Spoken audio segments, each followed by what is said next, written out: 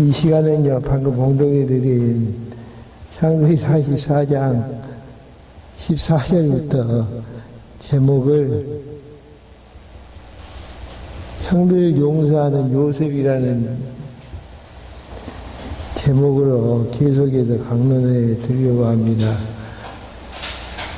하나님께서 언약 백성들을 번잡게 하기 위해서 치밀한 섭리를 해 나가시는데요. 어떻게 나가시는가? 먼저 이제 요셉을 먼저 애굽에 보내서 고난받게 하신 다음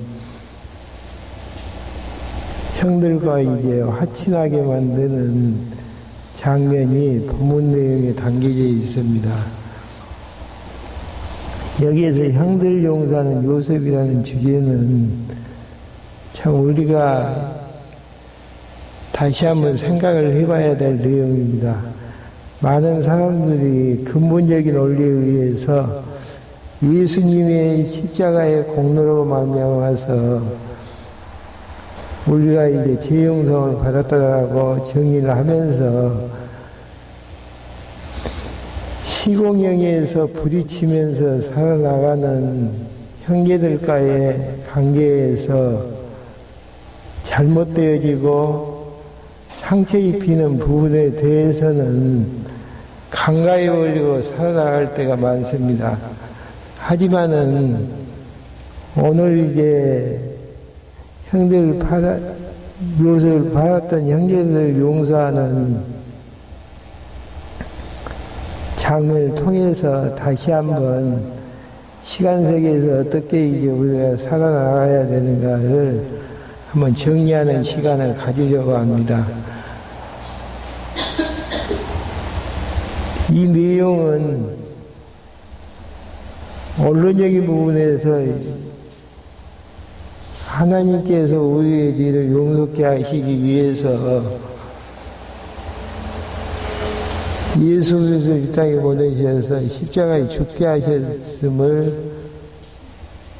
하심으로 이제 하나님의 백성이 되어졌고 온전하게 되어졌음을 히브리서 내용을 통해서 정리를 하고 있습니다. 영원한 속죄에 대해서 한번 찾아볼까요? 히브리서 10장 12절 한번 봐보시겠습니다.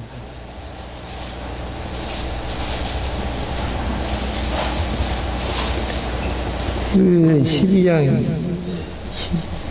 10장 12절 오직 그리스도는 죄를 위하여 한 영원한 제사를 드리시고 하나님 우편에 앉으사 그 후에 자기 원수들을 자기 발등상 되게 하실 때까지 기다리시나니 그가 거룩하게 된 자들을 한 번의 제사로 영원히 온전케 하셨느니라. 2000년 전에 십자가에 죽으신 예수님을 통해서 과거의 죄, 현재의 죄, 미래의 죄까지 다 용서를 받게 되어지는 이런 이제 영원한 속죄 제사에 의해서 우리가 이제 제 용서함을 받게 되어졌음을 통해서 편안함을 얻게 되어지고 이제 시간 세계를 살아나게 되어지는데요. 과정 속에서 지었던 죄에 대해서는 심각성을 느끼지 못하는 경우들이 많습니다.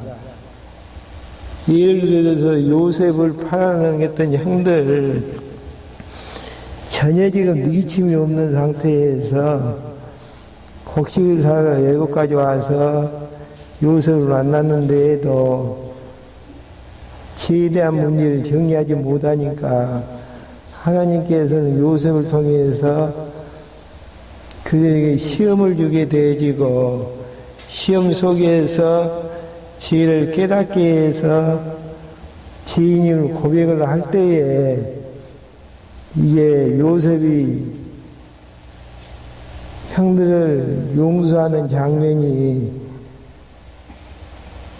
나오고 있습니다. 이렇게 우리가 이제 영원한 속죄에 대해서는 공부를 잘해서 잘 알고 있지만은 과정 속에서 부딪히면서 상처를 입히고 상처를 입는 이런 이제 내용에 대해서는 정리하지 못하고 있는데요. 이런 부분들을 오늘 이제 본문 내용을 통해서 다시 한번 생각할 수 있는 시간을 갖도록 하겠습니다. 44장 1절부터 13절까지의 내용은요, 요셉이 베냐민 자리에다가 은잔을 넣어 형들을 시험하게 되어진 장면, 지난 시간까지의 말씀이었습니다. 시험을 하게 되어지는 동기 자체는 자기를 팔아넘겼던 죄를 깨닫게 해서 화친을 맺게 되어지고, 화친을 통해서 그들과 함께 애굽에서 생육하고 번성케 하시려는 하나님의 섭리의 숨결이 담겨져 있는 내용입니다. 그래서 이제 시험을 베냐민 자리에다가 은잔을 넣어서 시험을 했었는데, 그게 이제 적발이 되어져서 14절부터 34절까지의 내용은요, 유다가 요셉에게 각을 누이치며 간절히 예언하는 장면이 나오고 있습니다. 유다는 앞에 보면은 요셉을 팔았을 때 앞장섰던 유다였죠. 한번 읽어가면서 하나하나 정리할 수 있도록 하겠습니다. 유다와 그의 형제들이 요셉의 집에 이르니 요셉이 아직 그곳에 있느니라. 그 앞에서 땅에 엎드리니 요셉이 그들에게 이르되 너희가 어찌하여 이 일을 행하였느냐? 나 같은 사람이 점 잘 치는 일을 너희가 알지 못하느냐? 유다가 말하되 우리가 내 주께 무슨 말을 하오리까? 무슨 설명을 하오리까? 우리가 어떻게 우리의 정직함을 나타내리까? 하나님이 종들의 죄악을 찾아내셨으니 우리가 이 잔이 발견된 자가 다 내 주의 너희가 되겠나이다. 그러니까 유다는 자기들이 은잔을 숨긴 일이 없는데 이런 일을 행하게 하여서 죄인 만드는 분이 누구라는 이야기입니까? 하나님께서 그렇게 하셨다는 이야기죠. 하나님께서 우리 죄인 만들었는데 어떻게 이제 우리가 정직함을 나타낼 수가 있습니까? 더 이상 할 이야기가 없다라는 이야기죠. 그래서 이제 은잔이 있는 베냐민하고 우리 모두가 다 주의 노예가 되겠다라고 이야기를 했을 때에 요셉이 이르되 너희가 결코 그리하지 아니하리이다. 잔이 그 손에서 발견된다마니 내 종이 되고 너희는 평안히 너희 아버지에게로 돌아 올라갈 것이니라. 유다가 그에게 가까이 가서 이르되 내 주여 원하건대 주의 종에게 내 주의 귀에 한 말씀을 아뢰게 하소서. 주의 종에게 노하지 마소서. 주는 바로와 같으심이니라.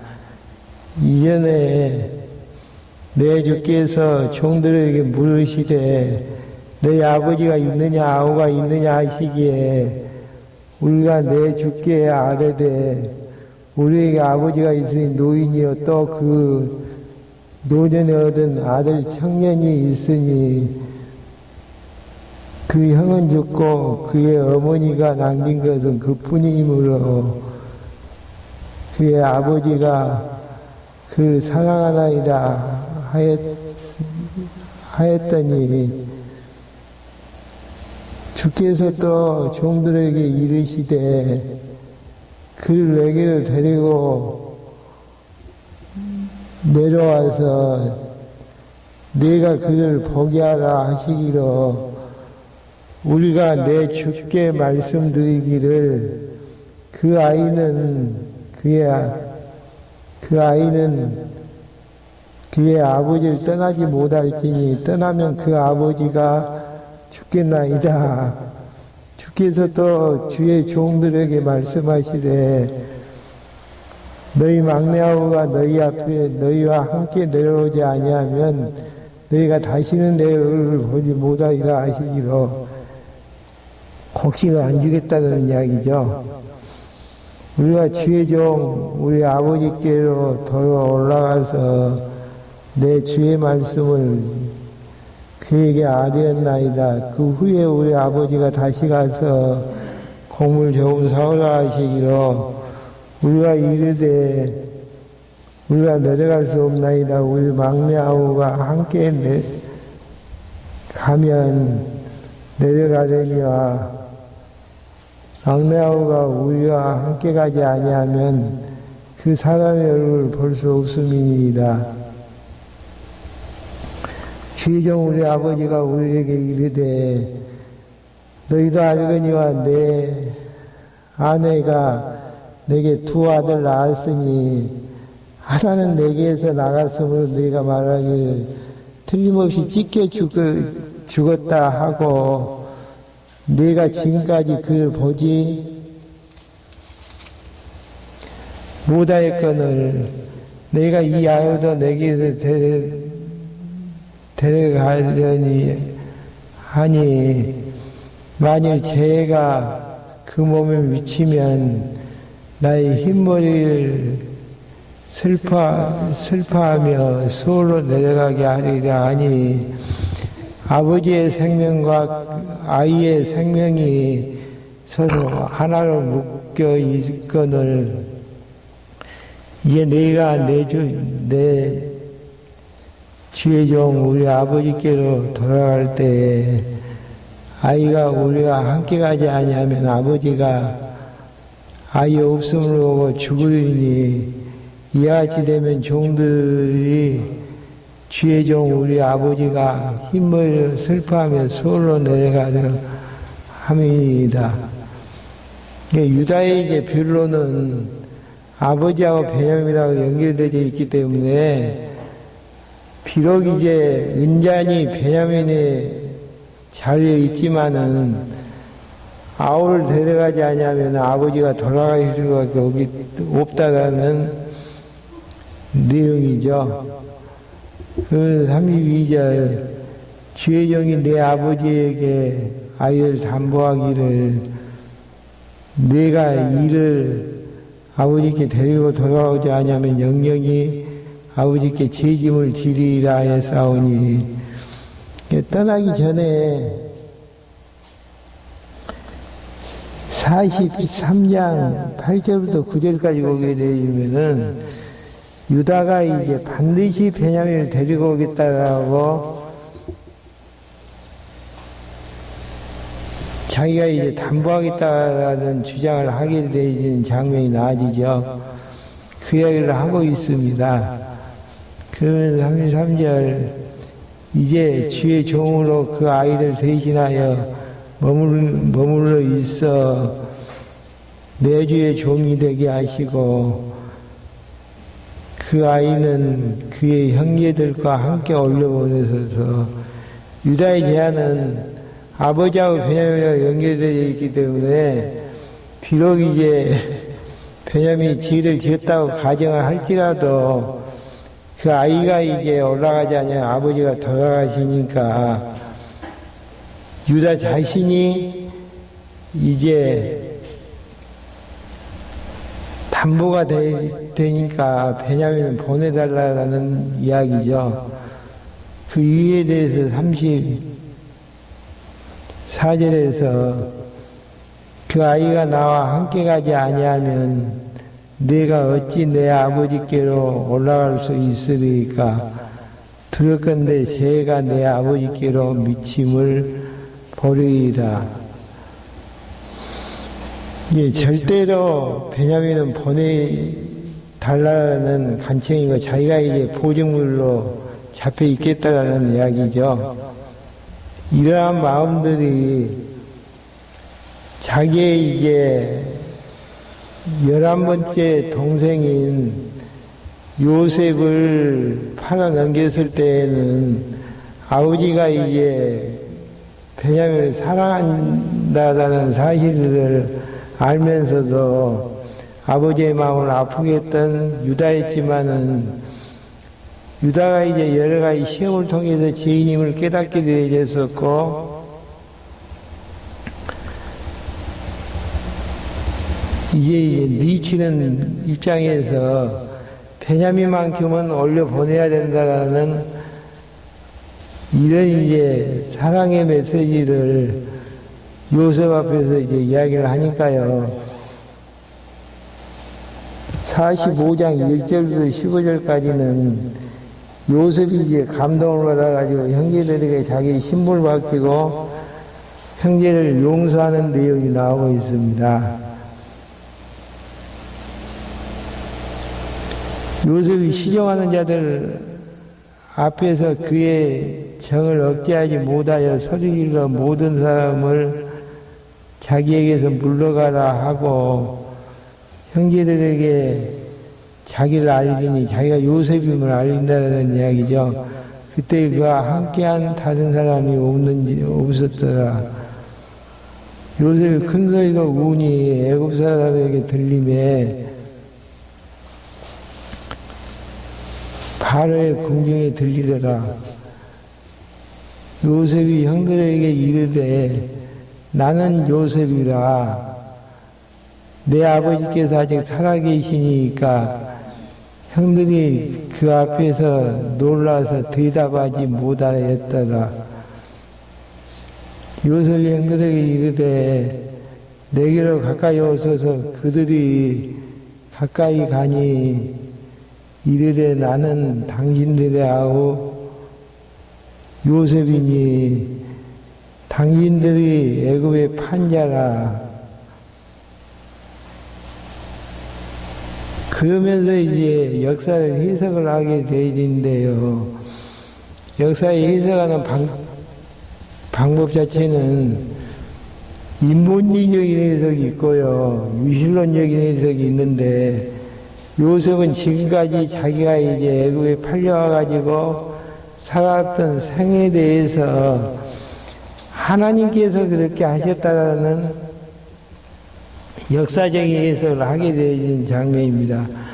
예, 요셉이 형들 용서할 때 가능했던 부분들은 형제에 대한 죄에 대해서 깨닫기도 하지만은 자기를 그렇게 한 근본적인 주체가 누구였냐면은 하나님이 그렇게 하셨다라는 고백을 하게 되어집니다. 그래서 5절부터 9절까지 보게 되어지면은 하나님이라는 호칭이 4번인가 나와지죠. 하나님이 이렇게 하셨다, 하나님이 이런 목적을 가지고 하셨다라고 하는 부분들 한번 정리 한번 해보죠.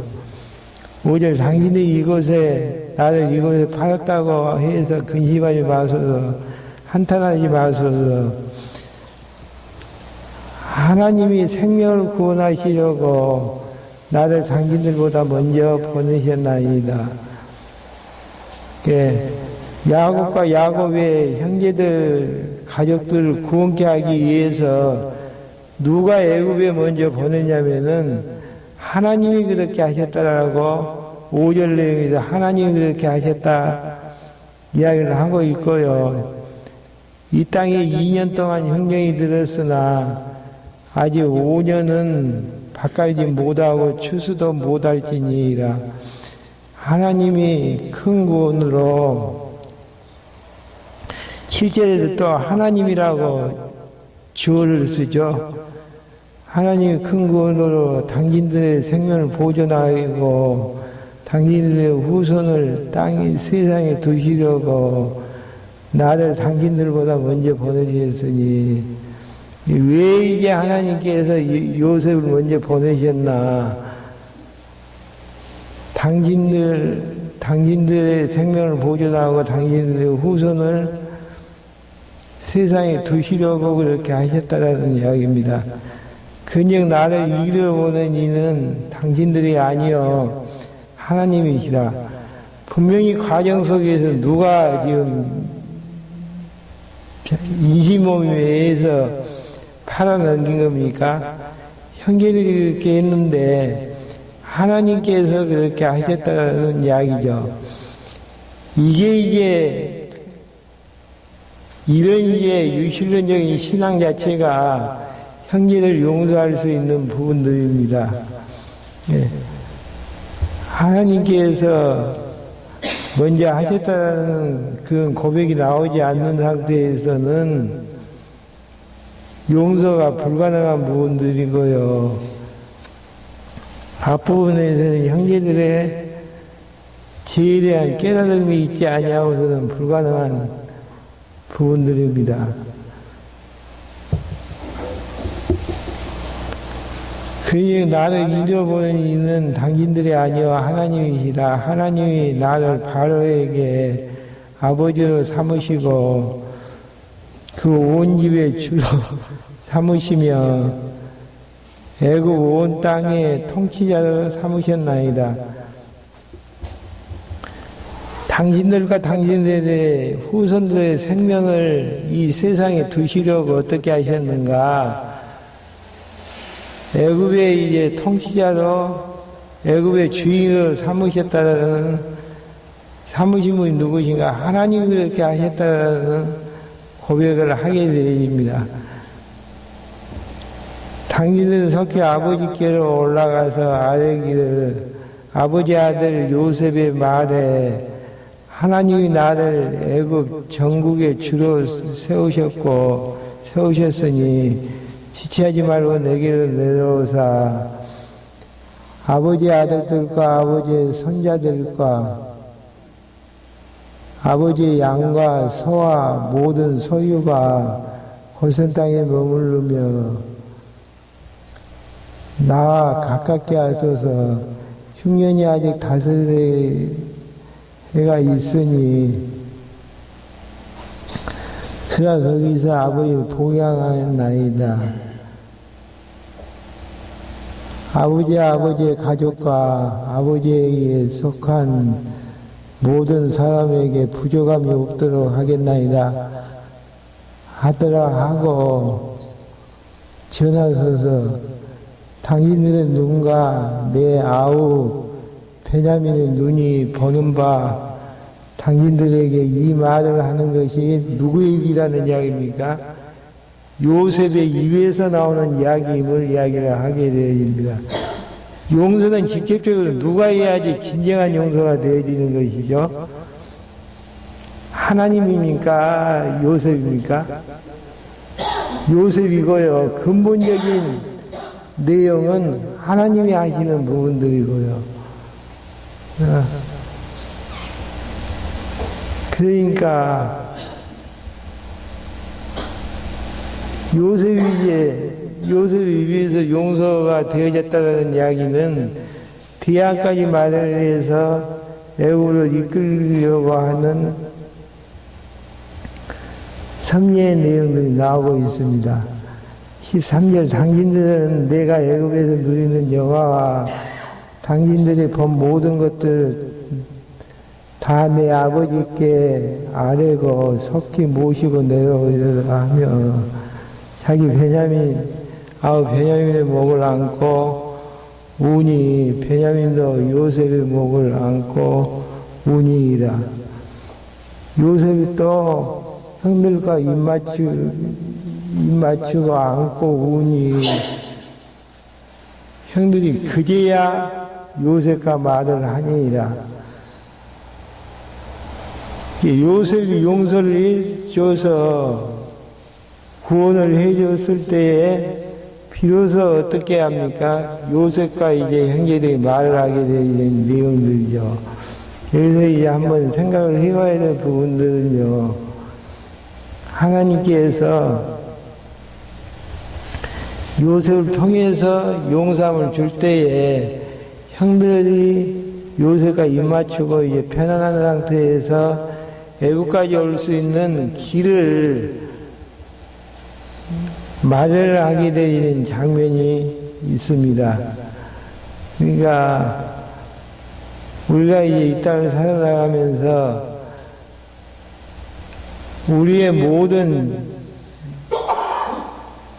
죄에 대한 부분들은 영원한 속죄를 통해서 과거의 죄, 현재의 죄, 미래의 죄까지 다 용서함을 받았는데 과정 속에서 하나하나 정리를 해야 될 부분들은요, 너와 나 사이에 상처를 입은 부분에 대해서는 그 과정적인 부분들이 당사자들하고 해결되지 않는 상태에서는 문제가 될 수밖에 없는 부분들입니다. 예. 영원한 속죄로 말하면 영원한 온전케 되어졌었는데, 한번 그 부분 다시 한번 확인 한번 하고 정리 한번 해보죠.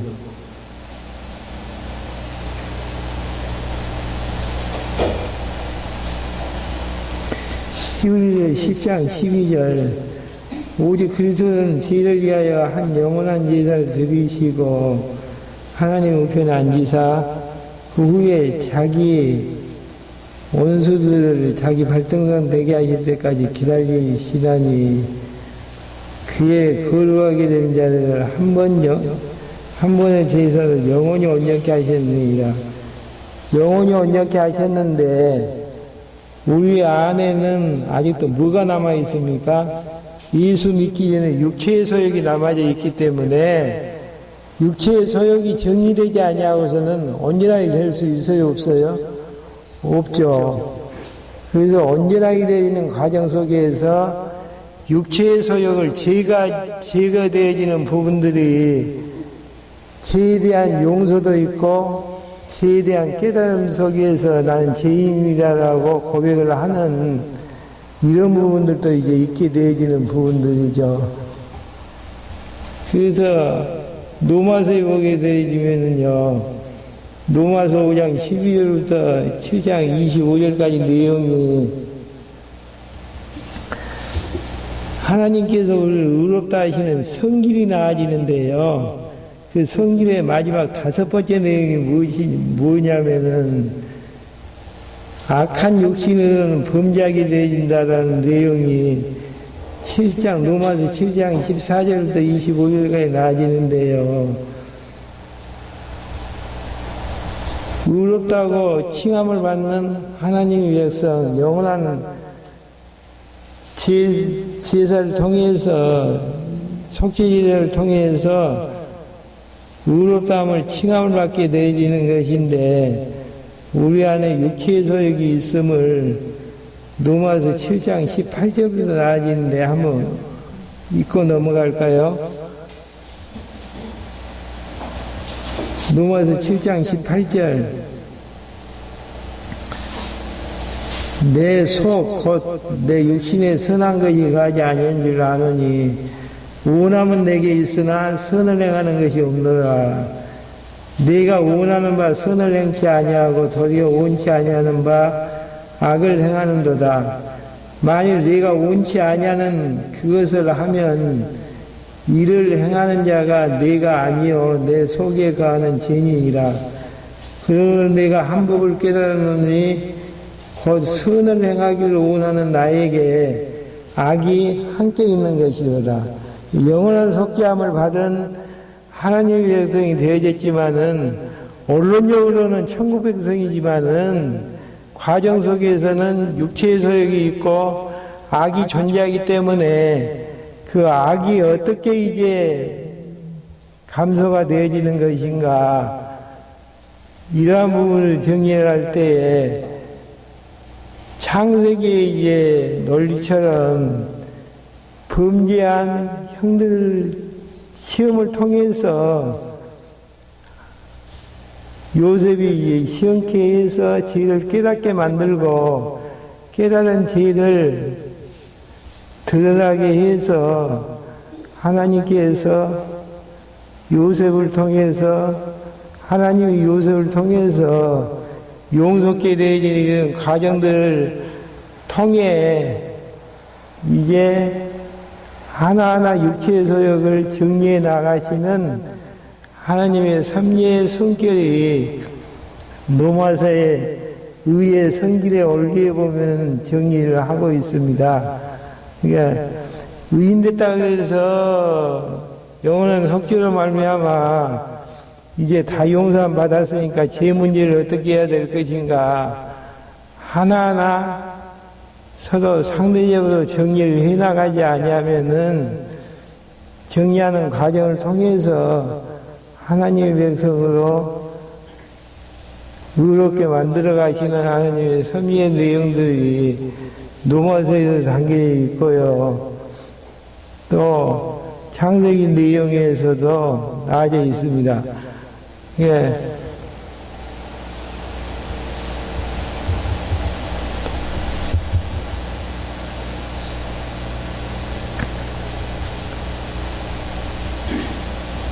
그러니까 이제 창세기 내용에서는 죄를 깨닫게 해서 요셉이 용서를 해줬을 때에 비로소 요셉과 형들이 말을 하게 되어지는 장면이죠. 다시 본문 내용으로 45장 15절로 넘어가서 한번 정리를 한번 해보죠. 12절 내용에서 당신들의 눈과 내 아우 베냐민의 눈이 보는 바 당신들에게 이 말을 하는 것이 내 일이니라. 요셉이 이제 용서를 하면서 애굽을 인도해서 구원하겠다라는 이야기를 하고 요셉이 15절 내용에서 요셉이 또 형들과 이문을 맞추고 안고 울게 되었을 때에 형들이 그제야 요셉과 말을 하게 되는 내용입니다. 요셉과 형제들의 화친이 되어지지 않는 상태에서는 이런 이제 장면들이 연출이 될 수가 없는데요. 어떻게 연출하게 되어지는 것인가? 죄인인 것을 고백을 한 형제들과 유다에 대해서 요셉이 역사해석을 어떻게 한다고 이야기를 했습니까? 유실론적인 역사 해석을 하게 된 데서 하나님께서 이러한 목적을 가지고 역사를 섭리하셨다고 이야기를 하게 되었을 때에 그 내용을 통해서 용서가 되어졌고요.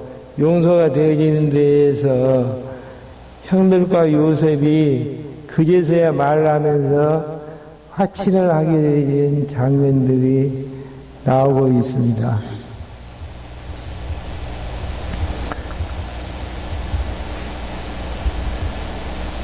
그 다음에 이제 이 소식을 누가 듣게 되었냐면요.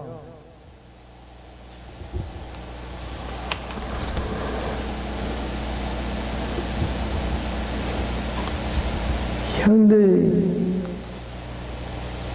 바로가 이제 듣게 되었었죠. 16절부터 20절까지 바로가 요셉에게 형들 데려오라고 하는 내용입니다.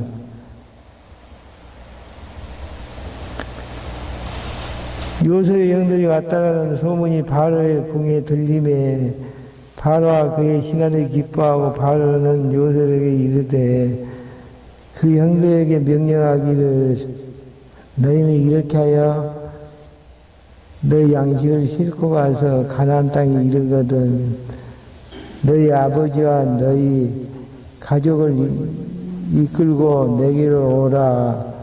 내가 너희에게 애굽의 좋은 땅을 주리니 너희가 나라에 기름진 것을 먹으리라.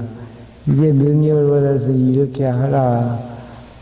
너희는 애굽 땅에서 수도를 가져다가 너희 자녀와 아내를 태우고 너희 아버지를 모셔오라. 또 너희의 기구를 아끼지 말라. 온 애굽 땅에 좋은 것이 너희 것입니다. 하나님께서 바로의 마음까지 부드럽게 만들어서 어떻게 하시는가. 야곱과 이제 그 형제들을 애굽 땅으로 올라가게 되면은 좋은 것을 줄 것을 약속하는 내용이 16절에서 20절까지 나와져 있는데요. 하나님께서 애굽으로 오게 하기 위해서 그 마음을 부드럽게 만드시는 섭리의 내용입니다. 이게 애굽에 들어올 때 바로의 마음이었고요. 400년이 지나서 애굽에서 나가게 되었을 때는 바로의 마음이 부드러운 마음이 아니고 강팍한 마음으로 변화되어지는 것들을 확인할 수가 있죠. 한번 확인 한번 해보실까요? 어떨 때 부드러운 마음을 주시고 완악한 마음을 주시는가. 하나님께서 역사선일을 하시는 데 있어서 바로의 마음을 부드럽게 할 때에는 애굽 땅으로 들어오게 하시려는 섭리의 내용 가운데에서 그렇게 하시는 것이고요.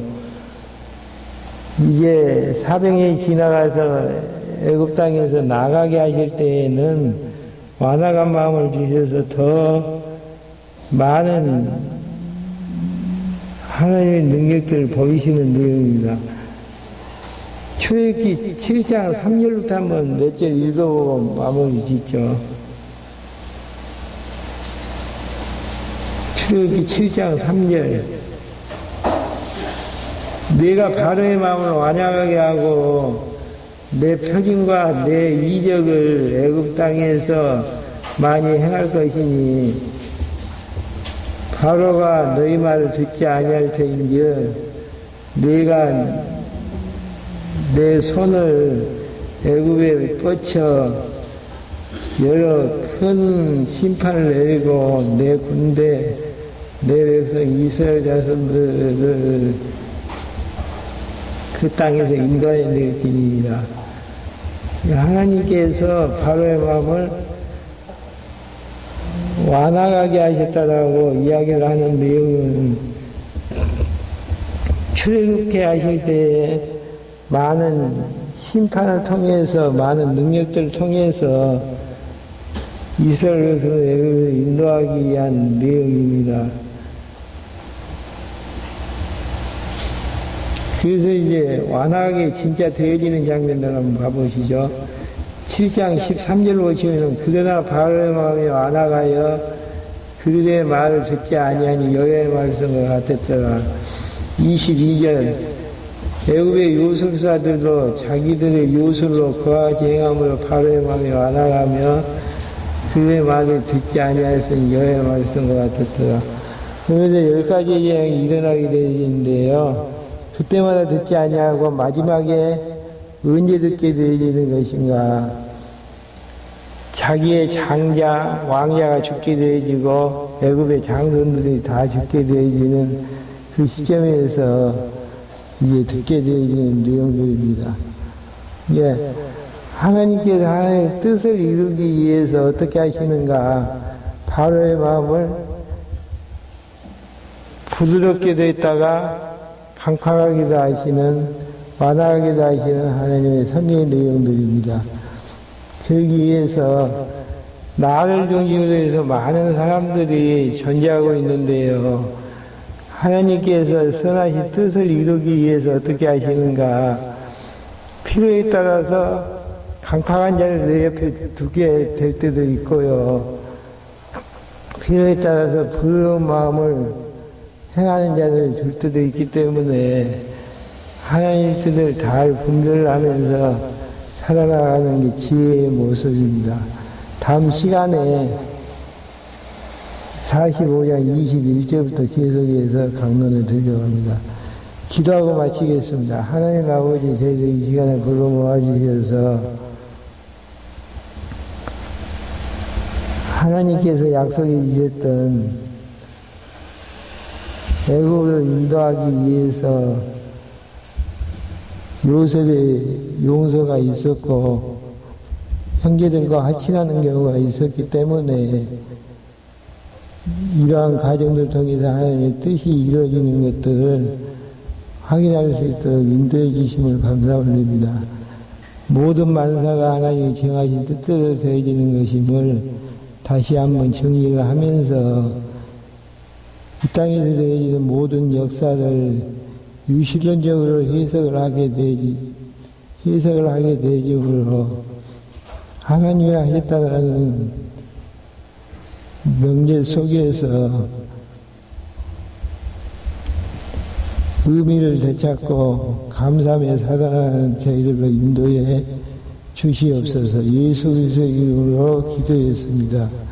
네, 네, 마쳤습니다.